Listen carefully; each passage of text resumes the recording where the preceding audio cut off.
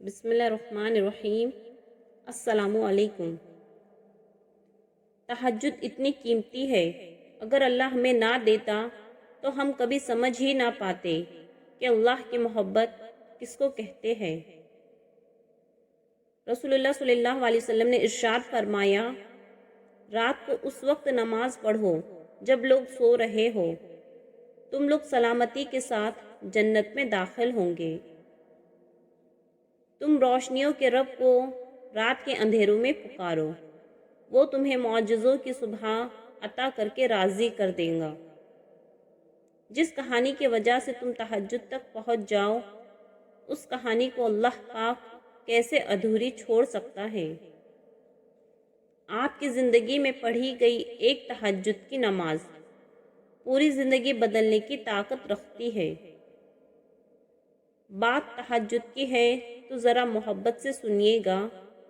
تہجد کی نماز وہ واحد نماز ہے جو مؤذن کی نہیں بلکہ دل کی اعضاء پر پڑھی جاتی ہے۔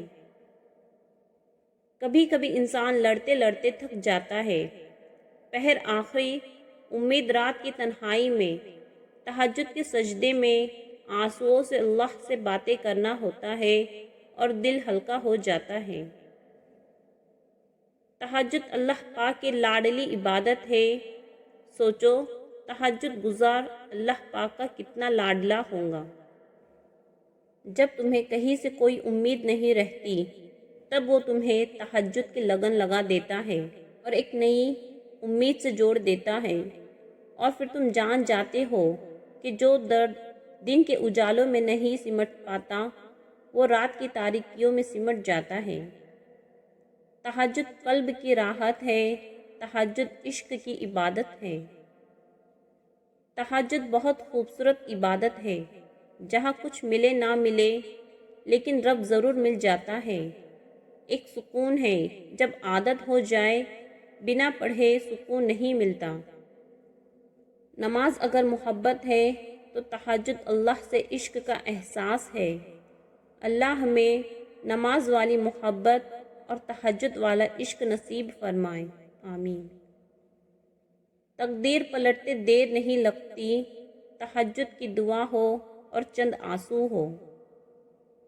تہجد کے وقت اللہ وہ دعائیں بھی سن لیتا ہے جسے دنیا ناممکن کا خطاب دے چکی ہوتی ہے۔ تہجد کی نماز معجزے کا ذریعہ ہے۔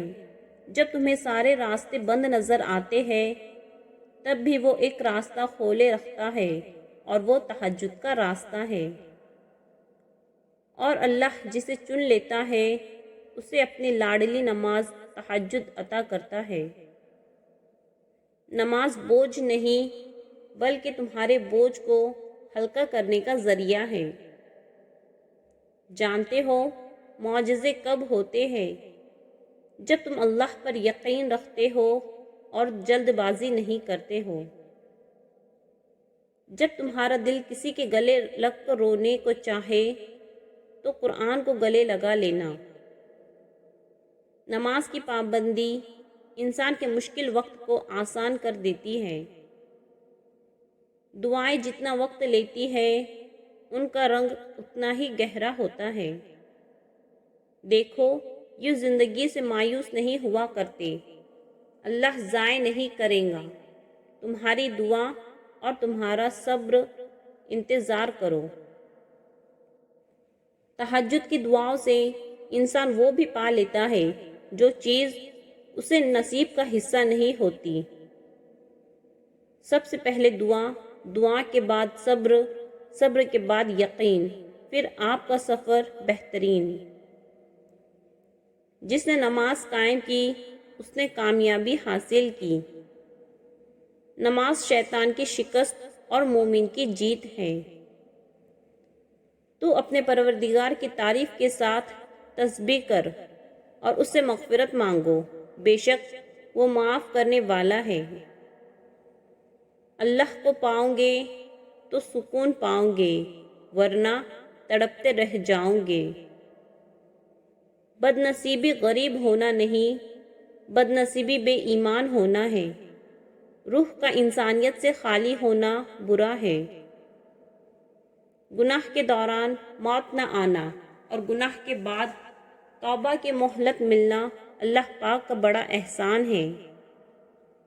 پتہ ہے محبت کیا ہے؟ وہ سارا دن ہمارے گناہ دیکھتا رہتا ہے اور صبح اپنے ہی فرشتوں کے ہاتھوں ہمارا رزق بھیجتا ہے۔ بے شک وہی اللہ ہے۔ توبہ کا برتن چاہے کتنی بار ہی کیوں نہ ٹوٹ جائے، اس ٹوٹے ہوئے برتن کو اس خدا کے پاس لے جایا کرو۔ وہ خدا الجبار بھی تو ہے، وہ اسے دوبارہ بنا دے گا۔ کتنی دلچسپ بات ہے نا کہ سمندروں کا مالک ایک آنسو پسند کرتا ہے۔ نرمی کے ساتھ گفتگو کرنا اور درگزر کرنا اس صدقے سے کہیں بہتر ہے جس کے بعد دل آزاری ہو۔